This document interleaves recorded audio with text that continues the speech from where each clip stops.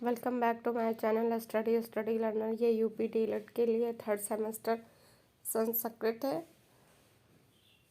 तो पहले संस्कृत में पशुओं के नाम देख लेंगे। खरगोश को, ये हिंदी वर्ड है, ये संस्कृत है। तो खरगोश का होता है सस्का, बंदर का बानर या मरकटा, बाघ का व्याघ्र होता है, भालू का भल्लूक होता है, शेर का सिंह होता है, घोड़ा का अश्व होता है, हाथी का गज है, बकरा का होता है अजह। इसमें विसर्ग लगती है और बकरी में मात्रा आ की लगती है। हिरण का मृग होता है, बैल का वृषभ, भैंस का महिषी, भेड़िया का वृकह होता है, भेड़ का मेष, लोमड़ी का लोमसः, वन मानुष का वन मानुष्य, कुत्ता का कुकरा, गैंडा का खग मृग होता है, खन और कन खजूरा का कड़ जलोका होता है, ऊँट का ऊसरा होता है, गाय का गौ और धेनु, बिल्ली का मर्जारी होता है, गधा का गढ़व। तो ये थे संस्कृत में पशुओं के नाम। इतने याद कर लीजिएगा, एग्जाम में मिल जाएंगे। अब है पक्षियों के नाम। तो उल्लू को उल्लुका कहते हैं, कबूतर को कपोत कहते हैं, कोयल को कोकिला या पिका कहते हैं, गौरैया को चटका, गरुड़ को गरुड़ा, गिद्ध को गिद्धा, सारस को क्रॉच कहते हैं, शुतुरमुर्ग को उष्ट्र पक्षी कहते हैं, चकवा को चक्रवाक कहा, चमगादड़ का जतुका, तोता का शुका, पपिया का चातका, मैना का सारिका, मुर्गा का कुक्कुटा होता है, मुर्गी का कुक्कुटी होता है, हंस का मराला, मोर का मयूरा। तो ये थे संस्कृत में पक्षियों के नाम। अब है आसपास की वस्तुएं। तो अनाज को अन्नम कहते हैं, अरहर को आड़की या टुकरी कहते हैं, आटा को चूर्णम कहते हैं, उड़द की दाल को माशा कहते हैं, गेहूं को गोधुमा कहते हैं, इम्पोर्टेंट है, चना को चड़का कहते हैं, चावल को तंडुला कहते हैं, मूंग दाल का संस्कृत शब्द हो जाएगा मुग्धा, सरसों का सरससा होता है, जौ का यवा होता है, तिल का तिला, दाल का विदुला, द्विदला होता है दाल का, बाजरा का प्रियंगु, मक्का का मकाय, मटर का कलय होता है, और मसूर का मसूरा, बेसन का होता है चन कर्णियोनम होता है। अब फलों के नाम है जो संस्कृत में, वो देख लीजिएगा। तो अनन्नास का होता है अनन्नासम, महुआ का होता है मदका, महुआ भी फल में आता है, अनार का दाड़िमा होता है, नारियल का नारिकेलम, नाशपाती का अमृतफलम, पपीता का मधु करकटी होता है, अंगूर का द्राक्षा फलम होता है, कत्था का खदीरा होता है, अंजीर का संस्कृत शब्द अंजीरम हो जाएगा, आडू का हो जाता है अर्दालू, अमरूद का होता है बीजपूरम या आम्रलम, खरबूजा का होता है वृत्त करकटी, आम का होता है आम्रम, आम का होता है आम्रह या आम्र, बेर का बद्री फलम, केला का कदली फलम, और यहाँ पे अखरोट का छोटम हो गया, मौसमी का हो जाएगा मातुलंगम, नींबू का नींबूकम, तरबूज का कलिंगम, खजूर का खरजूरम, आंवला का आमलकम, कैथा का कपित्त होता है, करौंदा का करमदक का होता है, जामुन का जम्बू फलम होता है, शरीफा का शरीफा सीताफलम होता है, चीकू का होता है चिकूलम, नारंगी का होता है नारंगम, सेब का सेबम होता है, और लीची का लीचिका होता है, बेल का बिल्वम होता है, इमली का तितिडीकम होता है, मकोई का सड़चीरी होता है, और गूलर का उदुम्बुरम होता है। तो ये थे फलों के नाम संस्कृत में। और यहाँ पे पुल्लिंग और स्त्रीलिंग देख लेंगे। पुल्लिंग शब्द में है मोर है, हिरन, राम, समय, मास, नाग, मोरनी, हिरनी, सीता, बीड़ा, विद्युत, निशा, स्वाहा, ये स्त्रीलिंग में आते हैं। नपुंसकलिंग में कुर्सी, मेज, दरवाजा, पुस्तक, कलम, स्याही।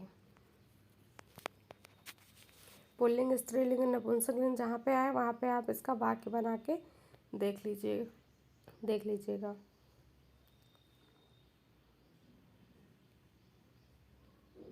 यहाँ पे कुछ इम्पोर्टेंट पॉइंट लिखे हैं, देख लेंगे। यज्ञवाचक शब्द पुल्लिंग में होते हैं, धातुवाचक शब्द पुल्लिंग में होते हैं, धातुवाचक जितने भी शब्द होते हैं वो सब पुल्लिंग में आते हैं, और यज्ञवाचक शब्द सभी पुल्लिंग में होते हैं। रत्नों के नाम है जो ये पुल्लिंग में होते हैं, जैसे हीरा, मणक्यम, जितने भी होते हैं ये सभी पुल्लिंग में आते हैं। अनाजों के नाम है जो पुल्लिंग में आते हैं, चड़का, गोधुमा। ग्रहों के नाम है शशि, भानु, तो ये है जो पुल्लिंग में आते हैं। तारों के नाम, पृथ्वी को छोड़कर पृथ्वी है जो स्त्रीलिंग में आती है। और तारों के नाम रविवार, वारों के नाम है सॉरी, तो ये जितने भी दिन के नाम होते हैं वो भी पुल्लिंग में आते हैं। पर्वतों के नाम भी पुल्लिंग में आते हैं। जल स्थानों के नाम भी पुल्लिंग में आते हैं। स्थलों के नाम भी ये पुल्लिंग में हैं। पुल्लिंग के प्रकार दिए गए हैं, अजंत होता है और एक हलंत होता है। अजंत में देख लेंगे। अजंत में अकारांत पहले है। देव, अश्व, गज, वृक्ष, पर्वत, कुकुरा, कपोता, काका, कुक्कुटा, कुरीला, वका, खगा, गढ़दबा, उल्लुक, बालका, लोमसा, अजा, मरकट, मूसका, कृषक, शिक्षक, तो ये सभी अकारांत में आएंगे और अजंत में आएंगे। अजंत का दूसरा है इकारांत, तो इकारांत में आएगा जिसपे ई की मात्रा होती है वो इकारांत होता है। तो यहाँ पे कवि, मुनि, पति, कपि, निधि, नरपति, ये इकारांत में है। उकारांत में जिसपे उ की मात्रा होती है, गुरु, भानु, साधु, शंभु, सिंधु, प्रभु, शत्रु, बंधु, पशु, ये उकारांत में हो गए। वो थे अजंत के प्रकार, और ये है हलंत में। तो हलंत में दो है, सकारांत और नकारांत, और अजंत में वे ऊपर तीन थे। तो सकारांत में हो जाएगा चंद्रमसा और विद्वस, और नकारांत में आत्मन हो जाएगा। यहाँ पे स्त्रीलिंग, पहले पुल्लिंग के थे, अब स्त्रीलिंग के देख लेंगे। स्त्रीलिंग के भी दो होते हैं, अजंत होता है, एक हलंत होता है। अजंत में है जो बालिका, कन्या, वसुधा, निशा, रमा, भार्या, कथा, महिला, वाटिका, औपचारिका, सुता, सारिका, गृह, गोधिका, ये सभी अजंत में आते हैं। इकारांत में देख लेंगे। इकारांत शब्द क्या होता है, तो इसमें ये छोटी वाली मात्रा ई की लगती है। मति, रात्रि, प्रकृति, शांति, प्रीति, सृष्टि, मुक्ति, उर्मी, कली और अली। और ईकारांत में नदी, स्त्री, नारी, लक्ष्मी, घी, श्री, पुत्री, रजनी, गौरी, जननी, देवी, ये सब है इकारांत में आते हैं। उकारांत में धेनु, तनु, रज्जु, चंचू, रेणु। और ये छोटा उ की मात्रा वाले थे, ये बड़ा उ की मात्रा है, तो वधु हो गया, साधु हो गया, मात्रा याद रखिएगा, हो जाएगा। हलंत में देख लेंगे। तकारांत है, चकारांत है, विद्युत है, सरित है, हरित है, ये तकारांत में आ गया।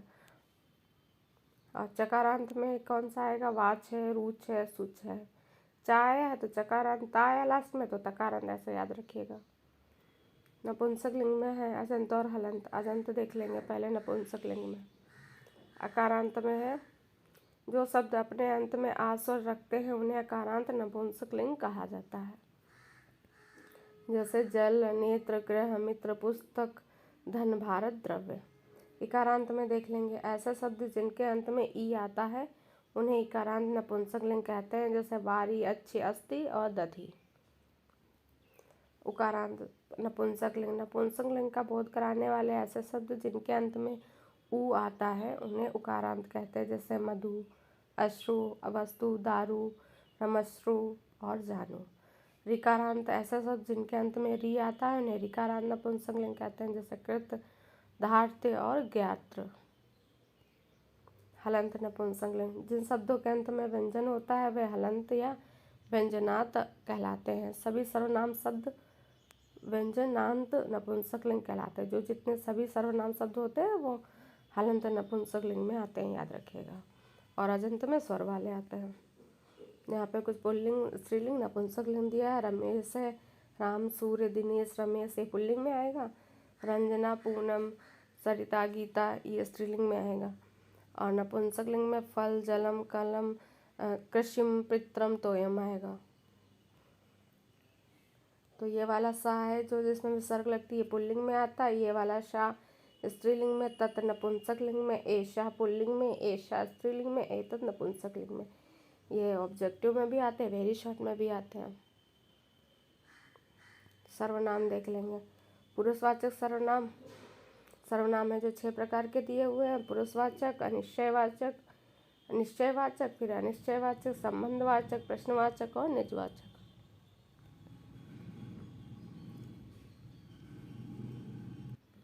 नेक्स्ट पॉइंट है लकारों के प्रत्यय। लट लकार में देख लेंगे तो यहाँ पे होता है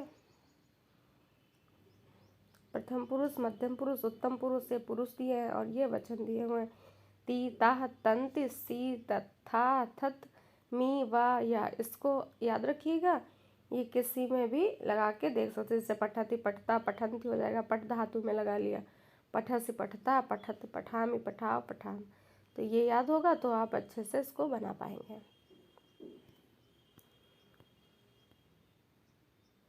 संस्कृत अनुवाद करने के सामान्य नियम। अनुवाद या वाक्य प्रयोग करते समय सबसे पहले वाक्य का कर्ता पहचानना चाहिए। क्रिया में कौन लगाकर प्रश्न करने से जो उत्तर मिलता है वही कर्ता होता है। उदाहरण के रामा गच्छति, तो रामा गच्छति में कौन लगाकर प्रश्न करेंगे तो यहाँ पे उत्तर आ जाएगा रामा, तो रामा क्या हो गया, कर्ता हो गया। कर्ता के अनुसार क्रिया का प्रयोग, अर्थात यदि कर्ता एक वचन है तो उसकी क्रिया भी एक वचन होती है। यदि कर्ता दो वचन है तो उसकी क्रिया द्विवचन होती है। यदि कर्ता बहुवचन है तो क्रिया भी बहुवचन होती है। राम पठति, तुम दोनों पढ़ते हो तो युवाम पठतः हो जाएगा। हम सब पढ़ते हैं तो वयम पठामा हो जाएगा। प्रायः क्रियाओं के काल का बोध कराने के लिए 5 लकारों का प्रयोग होता है। कितनी लकारों का? 5 लकारों का प्रयोग किया जाता है। संस्कृत के 3 पुरुष होते हैं, प्रथम पुरुष या अन्य पुरुष, मध्यम पुरुष तथा उत्तम पुरुष। तो प्रथम पुरुष को ही अन्य पुरुष भी कहते हैं, याद रखिएगा। किम शब्द जो है स्त्रीलिंग है, इसके वो देख लेंगे कैसे बनाए गए हैं। तो किम शब्द स्त्रीलिंग का ये है जो प्रथम, ये पूर्व विभक्तियाँ दी गई हैं और ये वचन दिए गए। तो का, के, का, काम के का, केन काभ्याम, कई काश्मय काभ्याम, कैभ्या कस्मात् काभ्याम, केभ्या कश्य, कयो के साम, कस्मिन कयो केशु। याद रखिएगा, ये इम्पोर्टेंट है, आता है एग्जाम में। तत् के भी ऐसे हैं, एक बार तत् के भी अच्छे से देख लीजिएगा।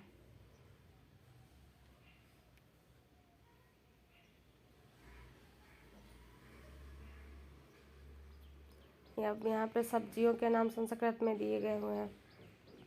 तो अरबी को संस्कृत में आलकी कहते हैं, आलू को आलूकम कहते हैं, ककड़ी को करकटी, कटहल को पंसन, कद्दू को कुष्मांड, करेला को कारवेलम, गोभी को गोझिह्वा कहते हैं, टमाटर को रक्त वृत्तकम कहते हैं, मटर को कलाय कहते हैं, बथुआ को वास्तुकम कहते हैं, पुदीना को अजगंध कहते हैं, कुंदरू को बिम्बा फलम, लौकी को लौकी या तुम्बी कहते हैं, भशीड़ को कमल मूलम कहते हैं। तो ये थे सब्जियों के नाम। थोड़ा ये भी है, टमाटर हो चुकंदर को पालक शाका कहते हैं, और मूली को मूलिका, मिर्च को मरीचम, मशरूम को छात्रकम, लोबिया को वनमूदमः, बैंगन को कहते हैं भंटाकी या बुंताकम, सलजम को शिखामूलम और अदरक को आर्द्रकम कहते हैं। संस्कृत का भाषाई महत्व क्या है? ये लॉन्ग क्वेश्चन इस पे आता है, संस्कृत का भाषाई महत्व लिखिए। तो प्रोफेसर बोलनेस के अनुसार इसे संस्कृत व संपूर्ण कहना सर्वथा न्याय संगत है। विलियम जोन्स ने लिखा है संस्कृत भाषा ग्रीक से कहीं अधिक पूर्ण, लैटिन से भी अधिक व्यापक और सक्षम, दोनों से ही अधिक सुसंस्कृत है। डॉक्टर राजेंद्र प्रसाद ने लिखा संस्कृत का मूलाधार आध्यात्मिक है, जो भारत की विश्व को एक अनूठी देन है। संस्कृत का धार्मिक महत्व देख लेंगे। बर्ट्रैंड रसेल ने लिखा है संस्कृत से प्राप्त होने वाले धार्मिक तथा आध्यात्मिक मूल्यों पर बल दिए बिना लोगों के मन में शांति की आधारशिला नहीं रखी जा सकती है। वराहमिहिर ने लिखा है धार्मिक में, तो वराहमिहिर ने सूर्य सिद्धांत दिया है कि ज्योतिष से संबंधित है, और भास्कराचार्य हैं सिद्धांत शिरोमणि है। तो इनकी रचना है, उनका नाम याद रखिएगा धार्मिक महत्व में। माध्यमिक स्तर पर संस्कृत, डॉक्टर राजेंद्र प्रसाद ने लिखा जब सरकार अर्थोत्पादन के साधनों का राष्ट्रीयकरण कर रही है तो संस्कृत को संरक्षण प्रदान करने के उत्तरदायित्व पर ध्यान देना चाहिए। एस्ट्रोलॉजी के अनुसार बालकों की शिक्षा सदा स्थूल वस्तुओं तथा तथ्यों से होनी चाहिए। और यहाँ पे आ से अस हो गया, और आ ये ये स्वर लिखे हुए हैं, इनसे बनने वाले शब्द लिखे हुए हैं। स्वर वर्ण है, जो जितने माहेश्वर सूत्र होते हैं वो सभी स्वर वर्ण में आते हैं। अयुड़, रिल्लिक, अयोंग, अयोच, हैवरट, लड़, इयम, गणनम, झबय, गणधस, जब गणधस, और कप ये इधर हो जाएगा खप, छटत, चटतव, कपाय, सस्सर, हल। ये 14 महासूत्र होते हैं, माहेश्वर सूत्र। इन्हीं को स्वर वर्ण भी कहा जाता है। अब यहाँ पे वो पुरुषवाचक सर्वनाम दिया गया हुआ है। तो पुरुषवाचक सर्वनाम में उत्तम पुरुष होता है, मध्य पुरुष होता है, अन्य पुरुष होता है।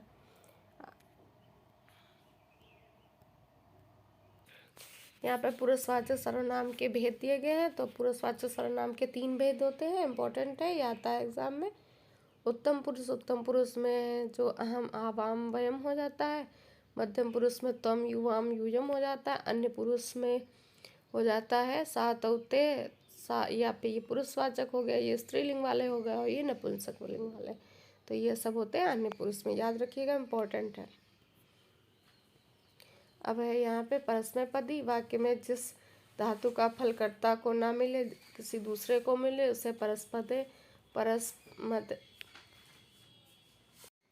परस्मैपदी क्या होते हैं? वाक्य में जिस धातु का फल कर्ता को ना मिले, किसी दूसरे को मिले, उसे परस्मैपदी कहते हैं। जैसे मोहन पठत, इस वाक्य में मोहन का फल स्वयं को ना मिलकर मोहन को मिलता है। इस वाक्य में पढ़ने का फल स्वयं को ना मिलकर मोहन को मिलता है, जिसके लिए वह पढ़ रहा है। आत्मनेपदी क्या होता है? वाक्य में जिस धातु का फल कर्ता को मिले, उसे आत्मनेपदी कहते हैं। जैसे अहम भुंजे, तो मैं खाता हूँ। इस वाक्य में खाने का फल अहम कर्ता को मिल रहा है। नेक्स्ट है उभयपदी। वाक्य में जिस धातु का फल कर्ता को और दूसरे को भी मिले, उसे उभयपदी कहते हैं। जैसे अध्यापक का कथयत, इस वाक्य में कहने का फल अध्यापक को मिलता है और उसे भी जिससे कि कहा गया है। नेक्स्ट टॉपिक है लकार। तो लकार के भेद देख लेंगे। यहाँ पे है लट लकार है, लट लकार इधर कर लीजिएगा। यहाँ पे लट लकार है, दूसरे लंग लकार है, रिट लकार है, विधिलिंग है और लोट है। लोट में जितनी भी आज्ञावाची शब्द होते हैं वो होते हैं, और विधिलिंग में चाहिए वाले होते हैं। तो पहले लट लकार देख लेंगे। लट लकार को वर्तमान काल कहते हैं। इसका प्रयोग वर्तमान में होने वाली किसी भी कार्य को बताने में होता है। जैसे सा पठती। लंग लकार भूतकाल में क्या होता है? जो क्रिया आज से पूर्व हो चुकी है उसमें लंग लकार का प्रयोग होता है। जैसे राम गृहम आगच्छत, राम घर गया। 3rd नंबर पे है लिट लकार भविष्यकाल। सामान्य भविष्यकाल को प्रकट करने के लिए लिट लकार का प्रयोग किया जाता है। जैसे कि ताहिरा गृहम गमिष्यति। विधिलिंग में क्या हो जाएगा? चाहिए के अर्थ में विधिलिंग का प्रयोग होता है। सत्यम ब्रुवात, सत्य बोल लो। तो आज्ञा, प्रार्थना, अनुमति, आशीर्वाद आदि अर्थों में लोट लकार का प्रयोग होता है। स्वयं गृह गच्छ, तो अपने घर जाओ। यहाँ पे था चाहिए वाले, सत्य बोलना चाहिए, इसका हो जाएगा सत्यम ब्रुवात का हो जाएगा सत्य बोलना चाहिए। और स्वयं गृह गच्छ मतलब अपने घर को जाओ। तो ये हो गया लोट लकार का। तो ये थे लकार। 5 लकार को याद रखिएगा उदाहरण के सहित दोनों। तो ये थी संस्कृत की क्लास, जो कि यूपी टीले 3rd सेमेस्टर के लिए थी। अगर आपको क्लास पसंद आई हो तो लाइक शेयर सब्सक्राइब करिएगा। वीडियो देखने के लिए थैंक यू सो मच।